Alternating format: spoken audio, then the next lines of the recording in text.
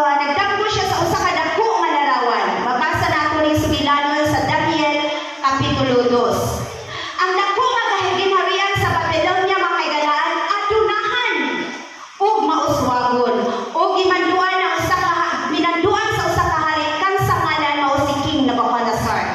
Usa ka gabi ni ana mga higala siya nakatulog.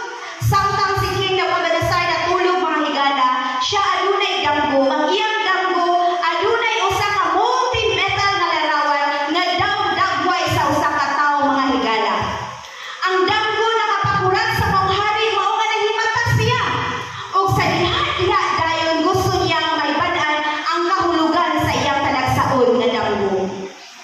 Pagkasunod nga adlaw, miadto siya sa iyang trono ug iyang ipatawag ang iyang mga maalamon nga mga tawo ug mga salamangkero, astrology sa pag-adto sa iyang atubangan. Ug si King Nabucodonosor makaisunan miingon, "Nagdamgo ako, apan nakalibot ako sa ako nga damgo. Busa sultiha ako unsa nga akong damgo. Apan walay makasulti kaniya mga kaigalaan kun unsa ang iyang damgo tungod niini ang hari nasuko pag-ayo ug naglagot sa hilabihan ug nagsugo siya nga ipapatay ang tanang mga taong manggialamon sa Babilonia." Busa adtong panahon atong namatigdan nga dunay dako nga pieces sa usa kinabuhi sa usa ka hari. Sa dihang hebaluan ni Daniel ang sugo sa pagpatay, si Daniel misulod ug naghanyo sa hari. "Mahal nga hari, hatagan mo akong igo nga panahon aron ako masayran ang kahulugan sa imo nga damgo. Pipila ka mga adlaw mga kailangalaan, milabay gipadayag sa Dios ang damgo ngadto kang Daniel ug si Daniel miadto sa ginharian sa hari. Si Daniel miingon sa hari, "Mahal nga hari, nakita ug nakasudong ako sa usa ka dako nga larawan. Nakita ko hangtod ang usa ka bato nga gisapsap nga walay kamot. Kini nga dako nga larawan mahal nga hari nagpresentar sa upat ka dagko nga mga ginharian nga nagsunod-sunod tungod aron sa pagmando sa kalibutan ug kini mao ang kahulugan sa imong damgo." Busa giingnan ni Daniel ang hari, "Ikaw kining ulo nga bulawan." Ang ulo nga bulawan mga kaigalaan nagpresentar sa ginharian sa Babilonia nga nagmando sa tuig 605 hangtod sa 539 BC mga kaigalaan. Nailhan si King Nabucodonosor nga labing bantugan nga hari sa Babilonia. Iyang nadaog ang nasod sa Syria o Palestine o gihimo ang Babilonia usa ka matahong nga syudad. Ang nasod sa Babilonia mga kaigalaan nabantog kaayo atong panahon na. Apan ang kada nasod aduna gyud katapusan mga kaigalaan. Sa tuig 539 BC gibuntog ni Cyrus the Great ang nasod sa Babilonia. O misunod kaniyang ikaduha nga ginharian o kini nga nasod mga kaigalaan mao ang Media ug ang Persia.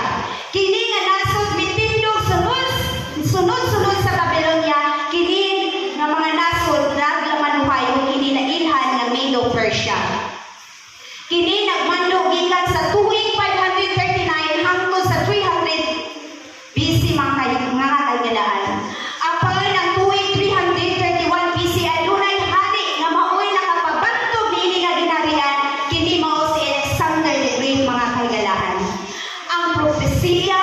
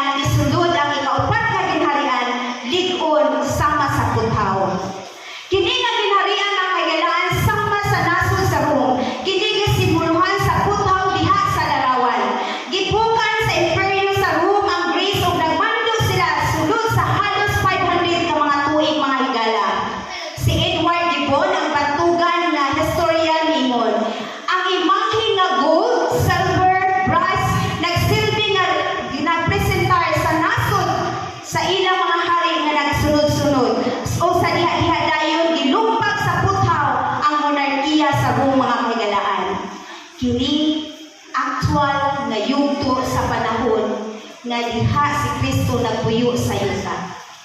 Si Jesus nagpuyo sa imperyo sa Rome mga kahigalaan.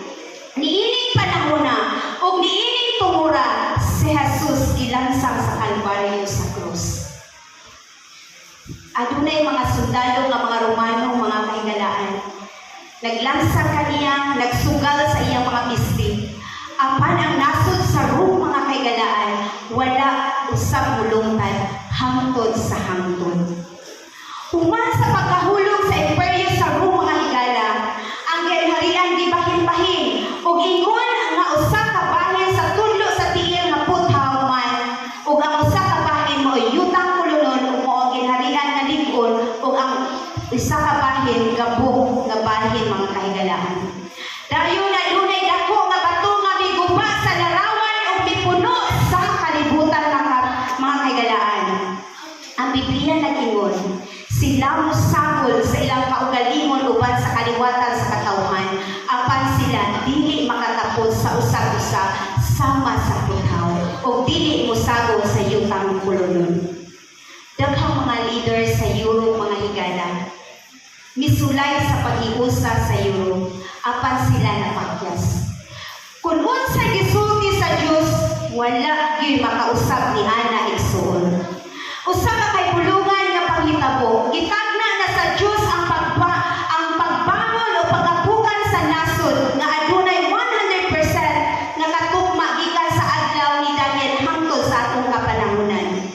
Sa laing bahin, si Mary sa panahon sa kasal sa Cana, mi-exercise sa iyang pagtuo sa Dios ug nakita niya ang mga mirakulo sa iyang kinabuhi. Maungang tubig na himo nga bino. Si Joshua, may exercise usab sa iyang pagtuo sa Dios mga higala ug ang paril na sa Jericho na gumpay. Si David, may exercise sa iyang pagtuo sa Dios ug ang higante iyang napindi. Kung ato pud exercise ang atong pagtuo sa Dios mga higala, kita usab makakita og mga mirakulo sa ato ang kinabuhi sa matag karon ug unya. Mga kahigalaan, isa kung sa ta mga maduha-duhaon at tubangan sa Ginoo. Bisan sa mga hagit sa ato ang kinabuhi, atong ipakita ang atong pagtuo sa Ginoo. Pinaagi sa atong pag-exercise, sa ato ang adlaw-adlaw nga exercise aron makaangkon ta o mahimsog nga panglawas. Ug ato sa exercise ang ato ang relasyon sa Ginoo. Kay gusto sa Ginoo, ikaw ug ako higala, makaangkon og himsog nga panglawas ug himsog nga relasyon sa Ginoo. Aron niya sa iyang ikaduhang pagbalik, ikaw ug ako makaangkon sa kinabuhi walay katapusan. Mo niya akong buhi nga pag